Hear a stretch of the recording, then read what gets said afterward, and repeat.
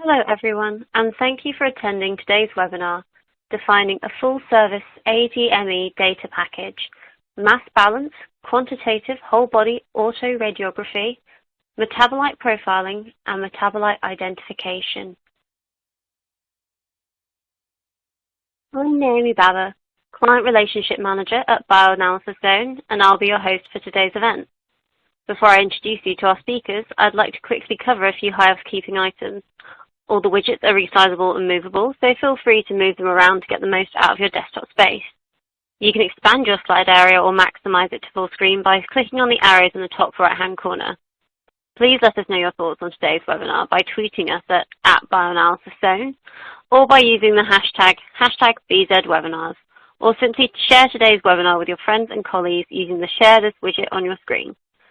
Some networks cause slides to advance more slowly than others, so logging off your VPN is recommended. If your slides are behind, pushing F5 on your keyboard will refresh the page. You can find additional answers to some common technical issues located in the Help widget at the bottom of your screen. An on-demand version of today's webinar will be available approximately 1 hour after the webinar and can be accessed using the same audience link that was sent to you earlier. So we are delighted to have Deborah Watson, Group Leader, DMPK in vivo, and Diane Grotz, Biotransformation Group Leader, both from QPS, presenting for us today. Deborah Watson joined QPS in 2015 and is currently serving as Group Leader of the in vivo group in the DMPK department.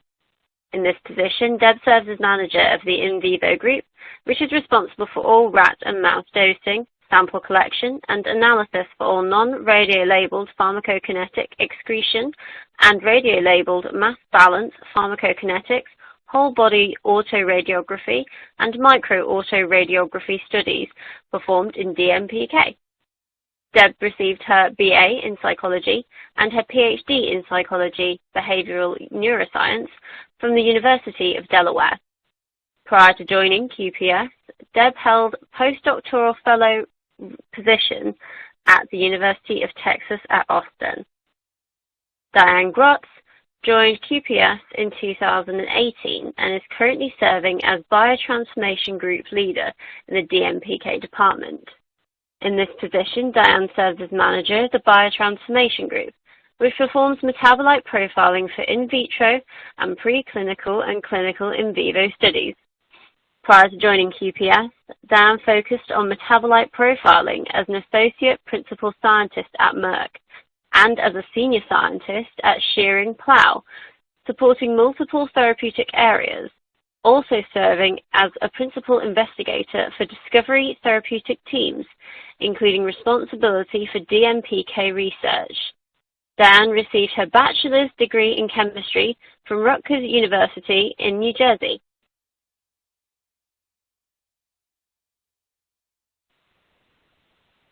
We invite the audience to submit any questions you may have for our presenters throughout the webinar using the Q&A widget to the right-hand side of your screen.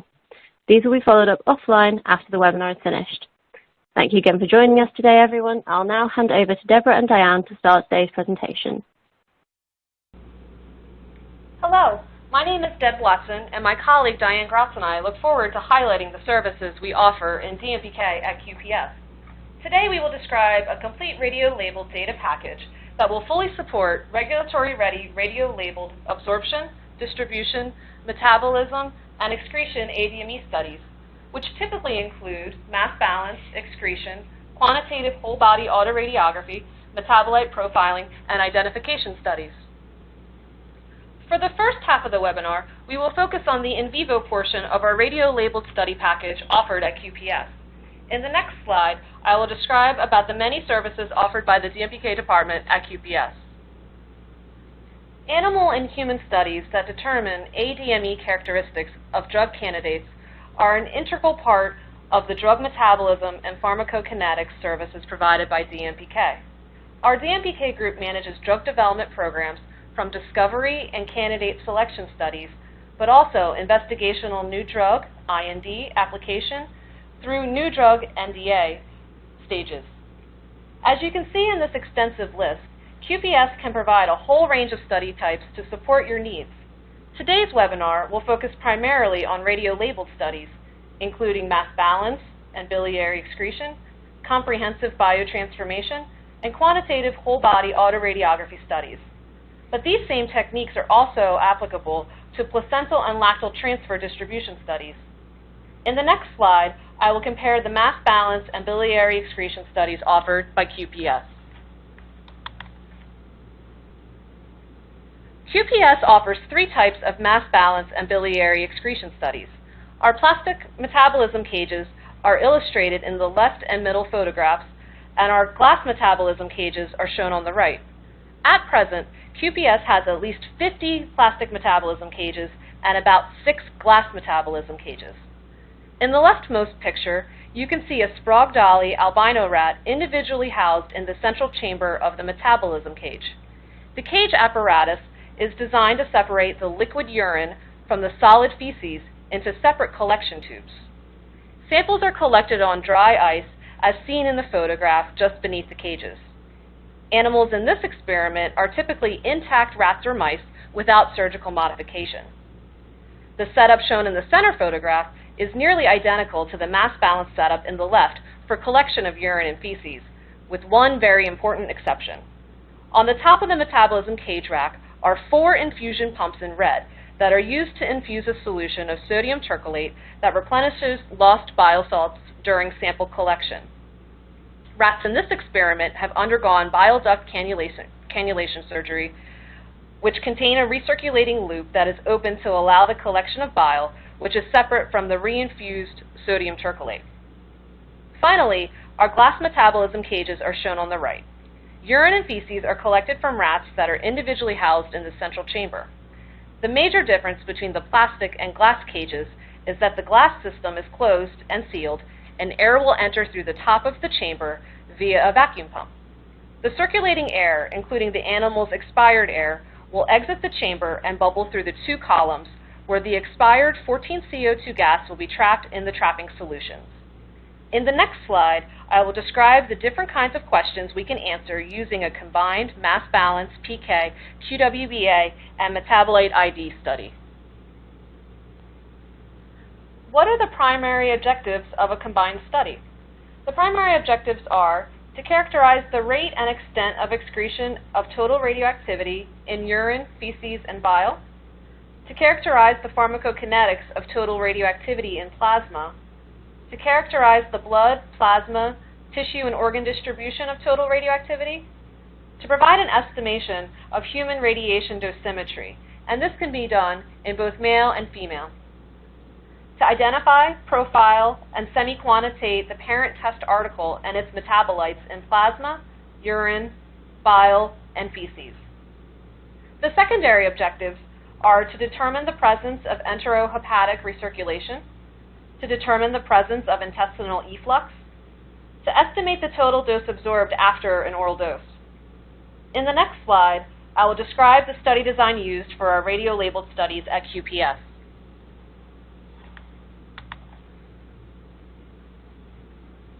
Here's an example of our standard 5-group study design that we offer at QPS. Please note that these time points are recommended and can be adjusted to suit the specific nature of individual compounds. At the top row, Group 1 is the mass balance group and uses 3 rats per gender that are surgically intact. From this group, we can collect urine and feces samples for 7 days or 168 hours post-dose. However, in the past, we have collected out to 56 days or 1344 hours for several of our oligonucleotide mass balance projects. The second row, Group 2, is the biliary excretion group and uses 4 rats per gender that have undergone a bile duct cannulation surgery. From this group, we can collect bile, urine, and feces samples for 4 days or 96 hours. We can collect out to 7 days or 168 hours if the bile duct cannula patency allows. The third group, in order to ensure no disruption to the collection of excreta samples, at QPS, we strongly recommend utilizing a separate plasma PK group from the mass balance BDC groups. Group 3 uses 6 rats per gender to ensure sufficient plasma for MetID. From this group, we can collect blood samples across 2 days or 48 hours post-dose, and the plasma is derived from these blood samples. Finally, we typically have two separate QWBA groups, one for pigmented long Evans rats, group 4, and a smaller albino Sprague-Dawley group, group 5, which is used to bridge the gap to the safety tox species. The long Evans group consists of about 8 to 10 rats per gender, and we collect terminal carcass and blood samples across 7 days or 168 hours. We also recommend dosing an additional 1 to 2 long Evans rats, and these rats are sacrificed at time points greater than 168 hours to ensure complete elimination of the compound. These animals are especially important for compounds with long half-lives, lasting radioactivity, or a known potential for melanin binding.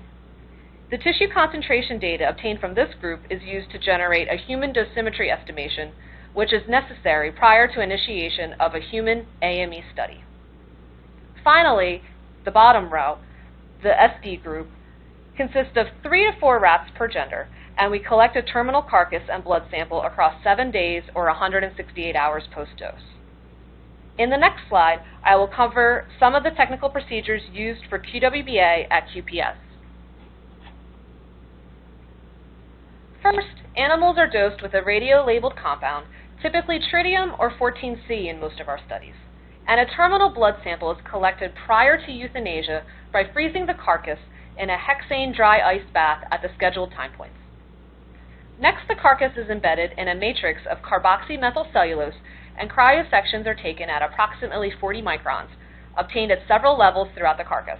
But we can section as small as 20 microns for WBA and 4 to 5 microns for micro-autoradiography. An example of our tissue sections is shown in Figure 1 to the right. The sections are allowed to freeze dry for at least 2 days prior to paneling and exposure to a phosphor imaging plate, which is shown in Figure 2. The cassette is typically exposed for 4 days in a lead box, which is shown in Figure 3. A set of blood calibration standards are included in the exposure for studies requiring quantitation. The exposed imaging plate is scanned, and an image of the tissue radioactivity is obtained. Image analysis is performed to obtain tissue concentrations, as shown in the SNP in Figure 4, and the images for the report are generated, which is beautifully illustrated in the heat map image in Figure 5. Finally, a dosimetry estimation is calculated based on the rodent tissue data obtained. In the next slide, I will cover the important concept of quality control for our QPS studies on QWBA.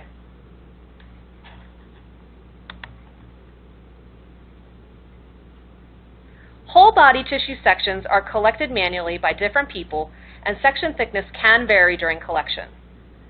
Tissue concentration data obtained using QWBA relies heavily on having uniformly thick whole body sections. Therefore, the uniform thickness of every section must be verified to assure data integrity. QPS sets the industry standards for assuring whole body section thickness uniformity by analyzing the image density value of each section thickness QC for all sections for all animals. As you can see in the picture on the right, there are section thickness QCs, which are the green colored dots surrounding the carcass in the photo. To be used for QWBA analysis, all sections have to pass section thickness acceptance criteria, plus or minus 15% CV. This 15% comes from similar criteria used for bioanalysis. Those sections that fail are not used for determining concentrations. We have a long history of tracking these section thickness QCs, and since 2007, we have collected greater than 30,000 sections for a total of 240 studies, and 97% of those sections have passed these strict acceptance criteria. In my last slide, I will highlight some of the advantages of combining mass balance and QWBA studies into a single ADME package offered by QPS. QPS has proven innovative study design and executional excellence for radio-labeled studies, and there are several advantages of placing your combination mass balance QWBA study at QPS. First, one study director manages the study for better information flow to the sponsor. One study protocol combines the intricacies of two study components that have two distinct purposes to fully characterize the disposition of the drug candidate. Importantly, cost and time savings because there's only one study setup and report.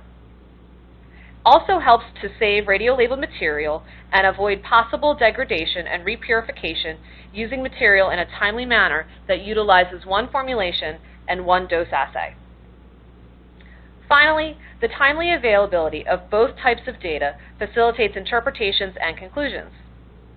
Completion of these preclinical DMPK studies, coupled with clinical PK and human mass balance and profiling studies, will provide an ADME package with exceptional scientific integrity and quality that will fully support a range of regulatory study submissions, IND and NDA.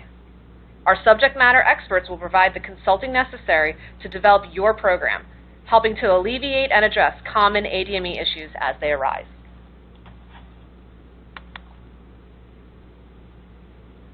Thank you for your attention, and I now turn the conversation over to my colleague Diane to discuss the metabolite profiling and identification capabilities at QPS. Thank you, Deb. And this is Diane, and I'd like to talk about metabolite profiling studies at QPS. The main objective of one of these studies is to understand the full clearance mechanisms of the drug and its metabolites in a preclinical species that's used for toxicology studies. Typically, we dose at the intended route of administration. So if your drug is intended for an oral dose in humans, we do an oral dose in rats. We generally use carbon-14 radio-labeled molecules. One of the reasons we use carbon-14 above tritium for metabolite profiling is that it's a more stable molecule. Tritium has a tendency to be metabolized away, and you wind up with tritiated water peaks, which are not very useful. We measure the concentrations of parent and metabolites and determine the amount of radioactivity in the various matrices in your study. We also gain the information that shows the primary mechanisms of elimination and excretion from the body. One of the important parts of these studies is to discover what's circulating. That's what's showing up in the plasma, and that's also called systemic exposure.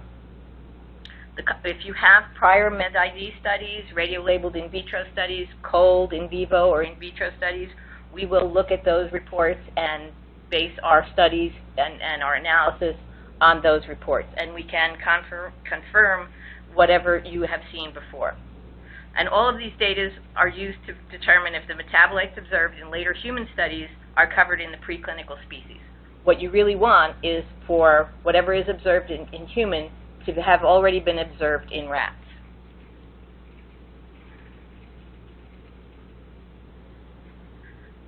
And now I'd like to talk about the study setup. We get the mass balance data from the in-life group that Deb was talking about before, and one of the things that we get from that is the excretory pathway of the radioactivity, which may give insight into future human studies. One of the things to consider is if your radioactivity is all coming out in one excreta, so say urine, then that's possible what's going to happen in human as well. The protocol is created specific to the client needs and the mass balance results. Some of the things that we need to know before we start the protocol are plasma half-life, do you have any earlier in vitro med-ID data, and are there compound stability issues? Potential issues are things like pH instability, hydrolysis, light sensitivity, temperature sensitivity. Those are all very important for us to know when we do the sample preparation. And the other thing that we take into account is the time course of the radioactivity excretion. So if all of your radioactivity comes out in the first 48 hours, then looking at the 144 to 168-hour samples does not really get you any useful information. We create the protocol, we send it to the client has a chance to review it. If they have any questions, we can have a discussion about it, and once that's approved, then we can start the work.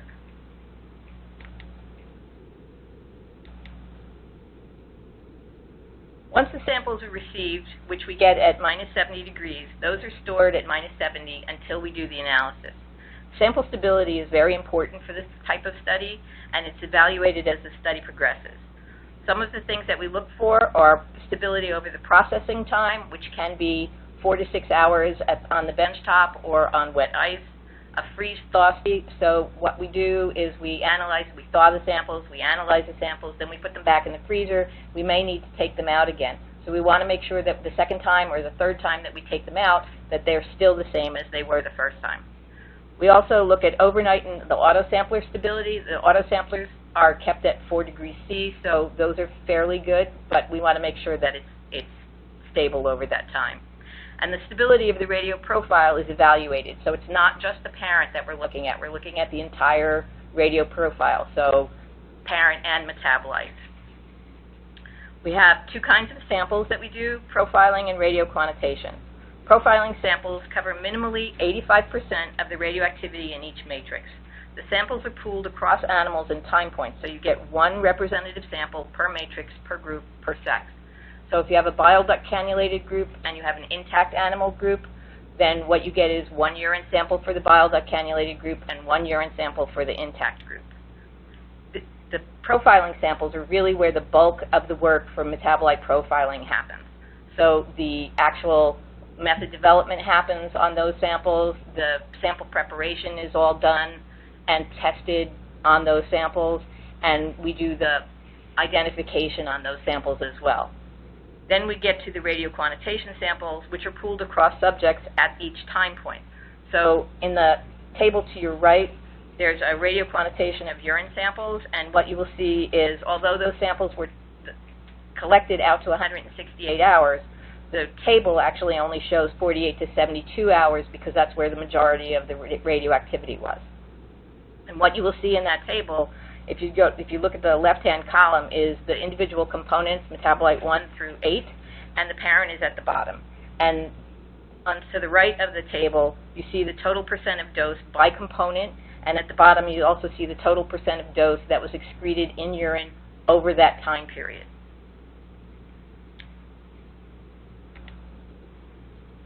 And next I'd like to talk about method development. So there's two kinds of method development in these studies. One is method development to prepare the samples, and the other one is method development to analyze the samples. The radioactivity recovery is evaluated for each matrix, and this is to ensure that the metabolic profile reported is representative of the actual samples. What that means is that for pooled plasma and fecal samples, those need to be extracted before they can be injected onto the autosampler. They're extracted with appropriate organic solvents, and the criteria for the extraction is 85% recovery or better. If we get to the 85% recovery, then we dry down those extracted samples and reconstitute them, and the reconstitution criteria is 90%. To the right, you will see a little workflow diagram that shows kind of how this works. So you get the pooled samples, you extract them. If you have 85% or better, you go to the concentration, basically the dry down and reconstitution step. If you don't, you go back to the extraction step. We may need to do this a number of times. We may need to try different organic solvents. The urine and bile are analyzed directly after centrifugation, and the target recovery for that is greater than 90%. And honestly, in our hands, generally, with a simple centrifugation, you can get 98% or better. The second method that we develop is the LCMS method, which uses the inline radio flow detection, and we developed that based on the excreta profiling samples. We use the excreta because there are more metabolites in the excreta than there are in the plasma. So if you have rats with bile duct cannulated animals, we will use the urine and the bile to do the method development. And if you don't have bile duct cannulated animals, we will use the urine and the feces. We also check to make sure that the amount of radioactivity that we inject onto the column is also the amount of radioactivity that is observed on the radiochромatogram. The last thing we want to do is inject radioactivity and not have it come off the end, because that would not be representative of your sample. So now I'd like to talk about our analytical system. Our high-resolution mass spectrometer systems consist of a Shimatsu Nexera UPLC with the triple top SciEx triple top 6600 that we utilize for small molecule analyses, and SciEx triple top 5600 that we use for oligonucleotide studies. We do electrospray ionization, either positive or negative mode, and the reason we do either positive or negative mode depends on the compound of interest and the metabolites that are formed. Some compounds, the metabolites will be the same ionization mode as the parent, some will not, so we look at both. The mass accuracy that we get from the mass spectrometers is plus or minus 5 ppm, that's parts per million, and what we get from that is confirmation of our metabolites. The inline radio flow detector that we use is a LabLogic Beta RAM. 90% of the column flow goes to the radio flow detector, 10% of the column flow goes to the mass spec. And the reason we can just send 10% to the mass spec is because we use electrospray ionization, and that has a very good signal. We can also do, if necessary, we can do fraction collection with offline radioactivity detection if it's necessary. To the right of the on the figure that is shown, that's a stock photo from LabLogic, and basically what that shows is a chromatogram, and it shows the integration of the various peaks in different colors. On the report, you do not get the pretty colors, but you do get the integration, and you can see which peak corresponds to which metabolite. The integration of those peaks on the radiochromatogram is used to calculate the percent of radioactivity for each component in each matrix. Now I'd like to talk about data analysis. So what we try to do is target metabolites representing 5% or greater of the radioactivity in each matrix. Basically what that means is 5% of the radioactivity in each chromatogram. The reason we choose 5% is because you can have peaks that are too small to actually be able to quantitate decently, and you can also have mass spec issues if the signal is not great. We will go lower if we can, but with the criterion is 5% or greater. So we target expected metabolic pathways and any previously reported metabolites. With those, we do targeted MSMS, we interpret the product ion spectra, and we propose metabolites with structures. This leads us to be able to give you a metabolic pathway. To the right, you will see a very simplistic metabolic pathway for verapamil. This shows O-demethylation happening on the right side of the figure, and dealkylation happening on the left side of the figure, and both of those metabolites can then form the bottom structure, which is both O-demethylated and N-dealkylated. If you have authentic reference standards, we will use those for definitive confirmation based on retention time and fragmentation. We use vendor-supplied software to aid the search for unknown metabolites. For SciEx, that's PeakView and Metabolite Pilot software. One of the advantages of using this software is that they have predictive fragmentation. They also have isotope pattern filtering, precursor ion, and neutral loss filtering, all of which are very useful when you're looking for unknown metabolites. The accurate mass that we get with the plus or minus 5 parts per million that I was discussing earlier is obtained to confirm the molecular composition and the proposed structure. But the main bulk of the analytical work comes from the analysts themselves. So at QPS, we have 3 PhD-level scientists with an average of 16-plus years experience, and QPS itself has 10 to 12 regulatory studies per year, and they've been doing that since 2002. So this is likely the first time for the client to see the full metabolic pathway of their compound. If they have preclinical in vitro hepatocyte data, we can do an in vivo, in vitro correlation. If they have good preclinical correlation, that may imply that they have good human correlation. The route of excretion that's observed may impact the need for DDI studies, that's drug-drug interaction, or special group inclusion. So if 90% of your radioactivity came out in rat urine, that may happen in people as well, so you may need to consider a renally impaired group in a future clinical study, and you may want to look at renal transporter studies. The report that we give you is suitable for regulatory filing. It contains proposed metabolites with the fragmentation and structural elucidation. It also contains a proposed metabolic pathway. The parent and metabolites are reported as percent of dose in the excreta, that's urine, bile, and feces, and you can see a table to the right at the top that demonstrates this.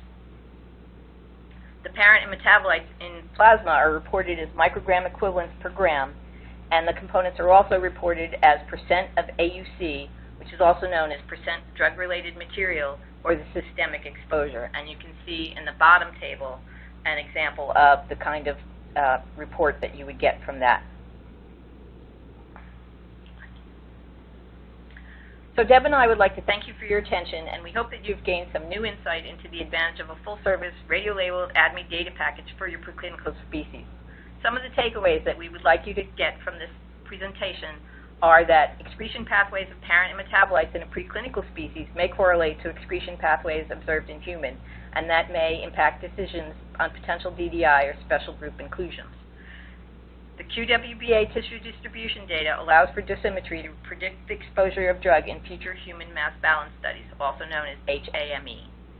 And identifying the metabolites in a safety species will allow decisions on whether additional tox studies need to be run once the human radiolabeled study data has been reported. And of course, what you really want is for all the significant metabolites observed in the human study to have already been observed in your preclinical species. Thank you very much for your attention.